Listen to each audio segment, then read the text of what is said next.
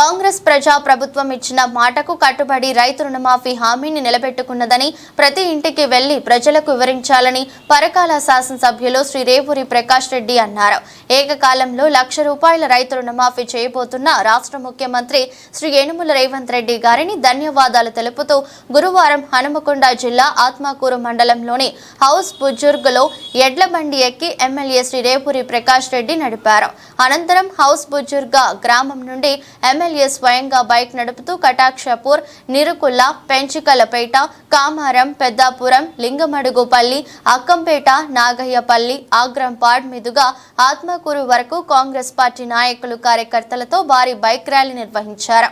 అనంతరం ఆత్మకూరు మండల కేంద్రంలో టపాసులు పేల్చి సంబరాలు జరుపుకున్నారు.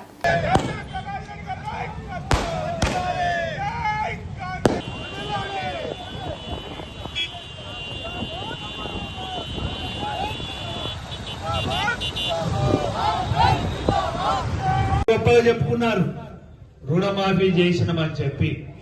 2014లో ₹1,00,000 రుణమాఫీ చేస్తామని చెప్పిన పెద్ద మనుషులు 2018 వరకు కూడా 3 విడతలుగా 4 విడతలుగా ఇస్తే, మరి ఆ రోజు 2014లో ఉన్న రైతు అప్పు అసలు అప్పు కన్నా వడ్డీ పెరిగిపోయి ఇచ్చిన డబ్బు కూడా కనీసం వడ్డీ కూడా సరిపోలేదు. ఇంకా అసలు మించి అప్పు కూడా ఉన్న పరిస్థితులు కూడా మనం ఒకసారి గుర్తు చేసుకోవాల్సిన అవసరం ఉంది. 2018లో మరొకసారి వాగ్దానం చేసిండ్రు ఈ బీఆర్ఎస్ ప్రభుత్వంలో ఈ చంద్రశేఖరరావు కుటుంబం, అదేవిధంగా టీఆర్ఎస్ నాయకత్వం.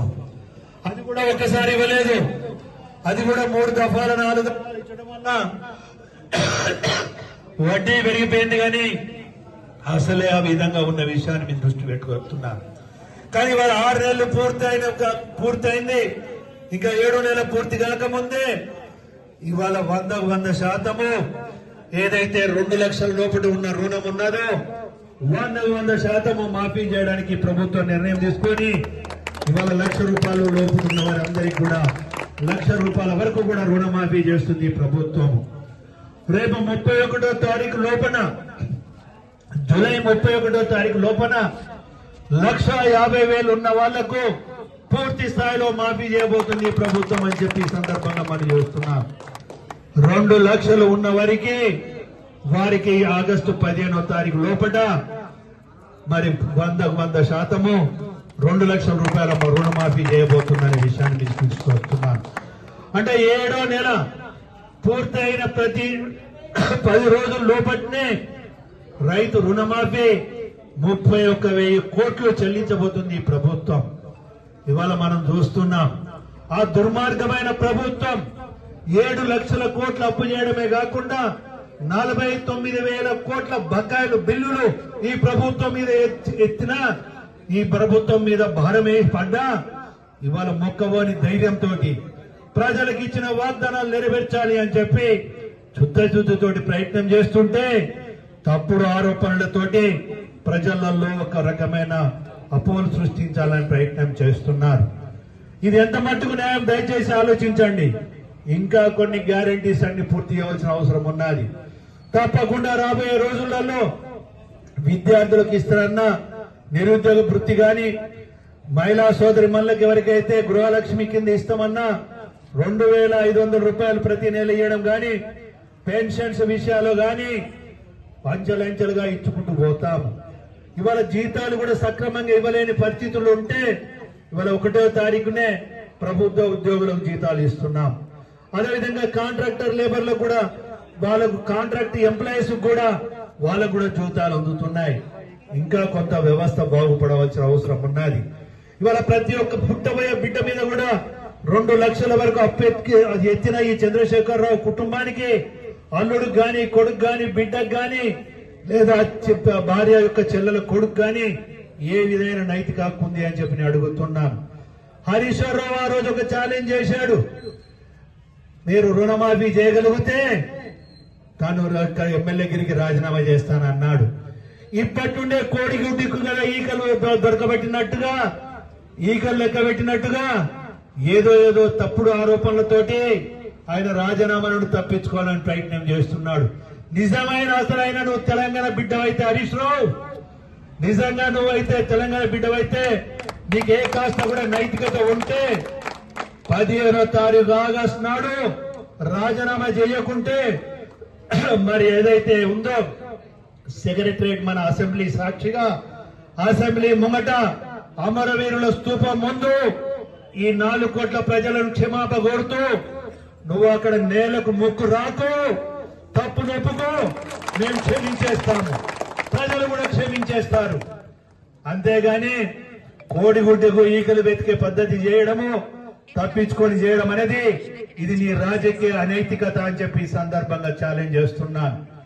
అందులోంచి ఇవాళ హరీష్ రావు గారు, చంద్రశేఖరరావు గారు, కేటీఆర్ గారు, మీరు ఇప్పటికైనా కూడా బుద్ధి తెచ్చుకొని చెంపలేసుకొని తప్పుడు మాటలు మాట్లాడడం మానేయండి.